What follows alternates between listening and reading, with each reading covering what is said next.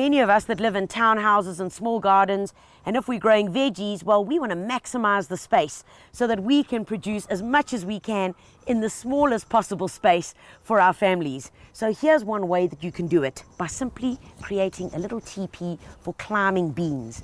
Now, you know, climbing beans are really forgiving. They are so easy to grow. And really, I mean, at the end of the day, the thing with beans is the more you pick them, the more they produce. So I've got this area in between my spinach plants here, which is just perfect. The space is not really being used, and you really don't need much space, in fact, at all, for beans to be able to grow. So this area is literally not even longer than one of these little spades. There we go. That's all I need. And before I get going and really turn it over, what I want to do is add in some of this organic veggie fertilizer. All right, handful or two of bone meal, and of course a bit of compost. That's the one. Right, turn this all in well. That's the one. Right, that's all I need. And now just get rid of all the crumbles, all the little clogs and stuff here. Level it out, and let's get on with making our teepee. All right, what you're going to need is 3 stakes. I've got some bamboo stakes here, and all we're going to do is make a little triangle. 1, 2, 3, perfect. Push them into the ground, just like that, making sure that they're at equal height. We've got a bit of twine, and then you do the following. Put the little guys together and tie them up. Now don't cut your twine at this point, because we're going to be doing the following. You're now going to take the twine and start working down your teepee.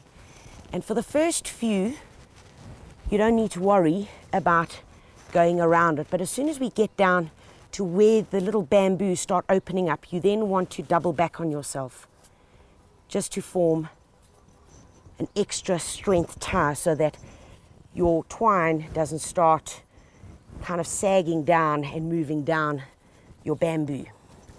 Ah, there we go. It's very therapeutic, you know.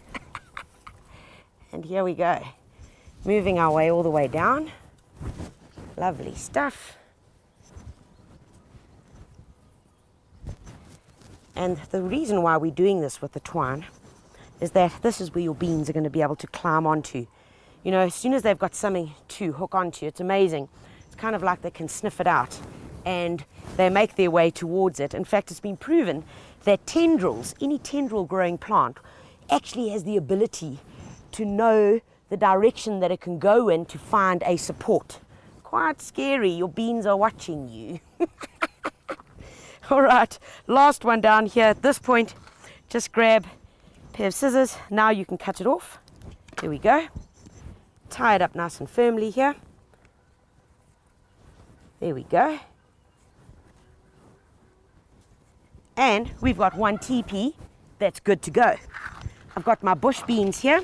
Remember, I've prepared the soil, and these are climbing beans. Remember, don't make the mistake between bush beans and climbing beans. And I'm really not going to need too many here. All I do is make a little hole, about 2 centimeters. Don't cover it up yet, because you want to see where you're going. Another one over there, one on the edge, bang, another little one here, one more here. And now we've got 1, 2, 3, 4, 5, 6 around there, perfect. The beans that I've got left, pop them in here, seal it off really well so that you can use them again. And then all you do is you just cover them up, give them a firming down so that the soil is in good contact with this little bean that's got all the potential in the world to create some beautiful fresh green beans for you and your family. That's the one. All it needs now is a good watering.